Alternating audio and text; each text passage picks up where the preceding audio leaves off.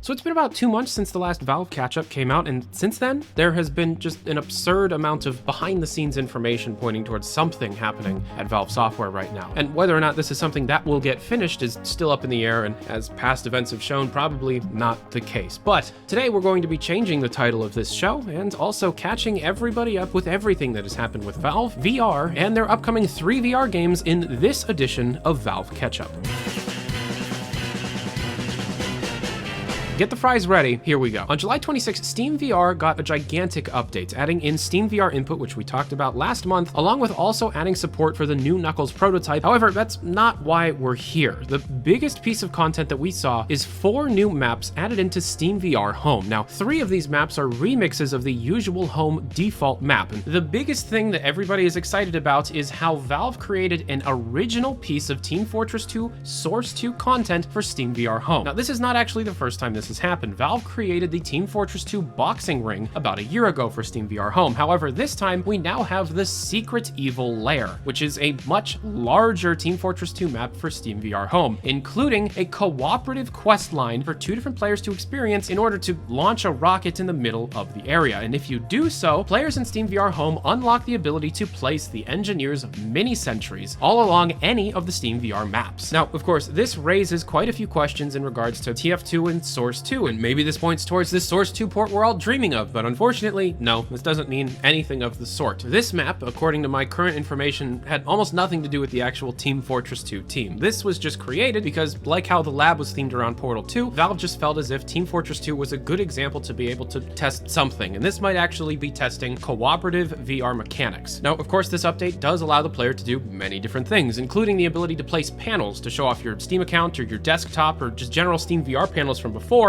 and move them around, resize them, and just kind of customize the entire environment that you have a little bit more than you did before. And throughout the entirety of the changelog, 2 pieces of hardware are mentioned: the Base Stations 2.0 and the Knuckles EV2. 2 pieces of hardware that consumers cannot get their hands on, and at this point, as a consumer, it is a little frustrating to see new toys that we're not able to play with. The Knuckles in particular have seen quite a bit of mainstream media attention because developers, hundreds of them, have gotten their hands on Valve's newest controllers, and actually we've seen different examples of different functionalities of those controllers. First of all, SteamVR skeletal tracking, something that we talked about last month, is absurdly accurate as seen in this video. Now, there are questions in the air of this in particular. Does the thumbstick detect anything touching it in the first place? And exactly how do these controllers detect thumbs when wanting to make a fist? Because everything up until this point has had the thumbs touch the thumbsticks, which actually makes more like a thumbs up gesture. But when trying to make a fist, the thumb has to clamp on top of the other fingers. Base Stations 2.0, on the other hand, was something that I didn't think I would care too much about. However, seeing a couple of tweets from developers have upped my interest quite significantly. This picture in particular shows off many different HTC Vives running off of the same set of base stations. And if you think about it, if they're all in the same game, they won't run into each other. They're all being tracked and they'll all appear in the same space. Going back to Team Fortress 2, something else kind of happened. Jay Pinkerton, the writer responsible for Portal 2 and the entirety of the Team Fortress 2 comic book series, has returned to Valve. The Valve People page, which was recently updated only a few days ago, has added former Valve writer Jay Pinkerton back onto the list of current employees. Exactly what Mr. Pinkerton plans on doing or is currently doing to be back at Valve has not been confirmed, and more than likely it has nothing to do with the Team Fortress 2 comics. And while on that thread, there is actually another writer hired at Valve right now. Tweeted back in June, a guy by the name of Rob Yescom, and I'm sorry if I'm saying your name wrong, has been hired at Valve as a writer. Previously, Rob has worked on The Invisible Hours, Farpoint, and Rime. Interestingly, I retweeted this guy's tweet announcing that he was working at Valve, and he messaged me saying, "Hey Tyler, I'm an avid viewer. Portal Moondust, a VR tech demo specifically designed for the developers that get their hands on the Knuckles EV2. And as discussed in my Portal Moondust video, pretty much anybody with an HTC Vive can experience this game. Something that I did that I didn't talk about in the video describing the game was I data mined everything, and the biggest thing being Wheatley. I've played the game, and I'm telling you right now, there are a bunch of Wheatley related files sitting in this game right now for some reason, including a whole lot of reused voice lines from Portal 2. While we're on the topic of previously released videos, Valve is not going to Gamescom. The arguments I gave before was because Valve GmbH is not actually Valve. It's a limited liability company, pretty much there for tax purposes. And after that video went live, Doug Lombardi actually emailed me back stating, no, Valve kinda goes there every year, but it's all for business purposes. There is nothing that will be announced at Gamescom. And the biggest thing that all games journalists neglected to mention, including myself, is that Gamescom takes place on the same weekend as the International. And of course, what everybody's here for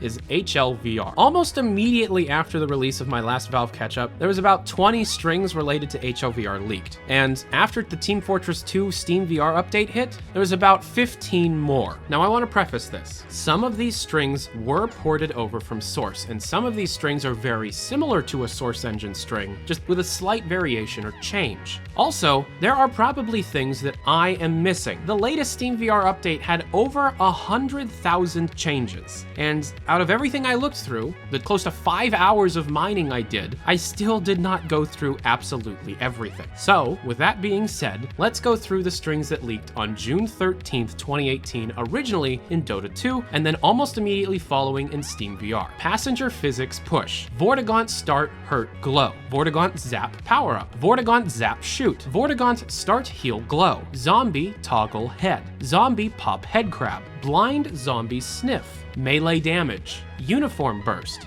Volumetric Fog Support, VR Pistol Long Clip in Chamber, VR Pistol Long Clip in Slide Back, VR Pistol Low Kick, VR Pistol Burst Toggle, Class Zen Foliage, Break Uniform Burst, Muzzle Flash SMGs, Prop HLVR Weapon Energy Clip Large, VR Interact Mag, and Fizz Gun interactions. And later on July 12th, first seen in Dota 2, and then later in late July, seen in the latest SteamVR update, are different particles. First called Particle Snow, and then called Particle Zen Particulate, and then Particle Dust Motes. Precipitation type Particle Zen Spores, Precipitation type Dust Motes. Particles Rain Effects Zen Spore Precipitation, Particles Zen Effects Zen Spore Precipitation Outer, Particles Rain Effects Dust Motes Precipitation, and Particle Rain Effects Dust Motes Precipitation Outer. So here's the deal. We have references in updates seen in the last month and a half within Source 2, both seen in SteamVR and Dota 2, Valve's only two public Source 2 branches. And they're in both. And we have references to Zen, zombies, Vortigaunts, pistols, fizz guns, and energy guns. We've known about HLVR since June of 2016. So that puts at least 2 years of development time behind this project. And Valve wasn't wanting to talk about it the last time I spoke with anybody in person. And even now, a year and a half later, Valve is still not ready to talk about anything. And of course, like every Valve Ketchup episode, we're going to talk about some recent releases for VR that you might not have known about, and I really recommend. Like last time, I'm going to say that if you do not own a VR headset, that prices are going down. Specifically, the Windows Mixed Reality headsets being only about $200, and with the right tinkering, pretty much being capable of playing any SteamVR compatible game. So with that being said, what did I play this month that I really liked? Well, the first one was called GNOG, or GNOG. This is a stunningly beautiful puzzle game that's really trippy and weird. Without ruining exactly how the game plays, essentially you're given what I think are heads of robots that are also organically created, so they're like trees or water or fish, and you have to solve puzzles based on the different pieces of their heads. Turn their eyes or mess with their brains. It sounds really grotesque, but it's very beautiful and artistic and stylized, as you can see within the gameplay. This game is also fairly long, being about 10 levels and each level taking about 20 minutes. GNOG is fantastic. If you pick any of the games out that I'm talking about this month, make it this one. This one blew me away. Another game I played this month is HoloLab Champions. This is by the same people that did my favorite single-player VR game, I Expect You to Die, and it's nothing like that game. This game seems to be more catered towards a younger audience, and it is an edutainment VR game. HoloLab Champions is a TV game show about chemistry and teaching the contestants, or you, the player, how to use Erlenmeyer flasks and Bunsen burners, and how to weigh things, and chemical density, and mixing things. And the game is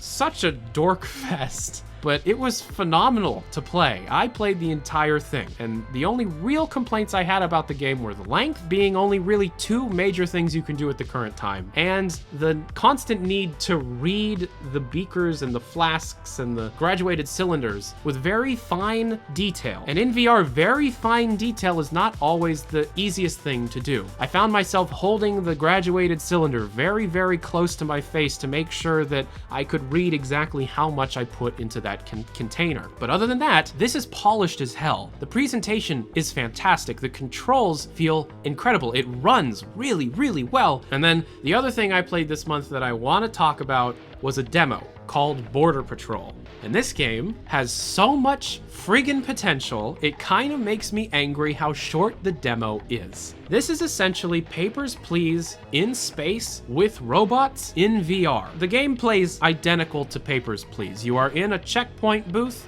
Robots walk up to you, hand you an identification card, and you use tools located in the booth around you, the information on the card, the information on the different terminals around you to be able to see if these robots are legally allowed to pass. The issue that I had with it is that after the first day, an event occurs, and then the demo ends. I was so immersed into this experience that when I saw the thanks for playing sign, I got incredibly angry. This is really, really fun. Whomever is developing Border Patrol, if you are listening to this, oh my God, please finish this game. This game has so much potential. This could be a killer app for VR. It was that fun, but it ended after like 20 minutes. And I really, really wanted more to play. And thank you very much for watching. As always, I have some messages from our local E3 2013s. There's contamination and mutants in my brain. Kirov reporting. I'm a dad now, so now I just don't care what I look like. Once you've created life, you don't care what anyone thinks. You neat? 1v1 me 360 no scopes only in the Neopets Battlegrounds for 500 RuneScape gold. You know you won't. I have to drop something. Hold on. One of the most fun, engaging, and interesting things for a developer to do with a game after release is to balance it. The vast number of examples of game balance done poorly points to a larger problem of lack of passion and competence in the industry. I, Tyler McVicker, love vegan ice cream. Your salience is bad and you should feel bad. Come on people, you can't show a player a really big bomb and then not let them blow it up. And once again, thank you very much for watching. If you want to be able to get in contact with me about future VR projects, things that should be featured on this, whether it be Valve or VR related, my email is down in the description below, tylermcvicker@yahoo.com, and I hope to see you next time. Thank you very much. Have a good day. Oh, I forgot something. Also seen within the July 12th update of Dota 2 that brought us all the Zen particulate stuff was this. An icon I'm fairly certain is for Half-Life 3.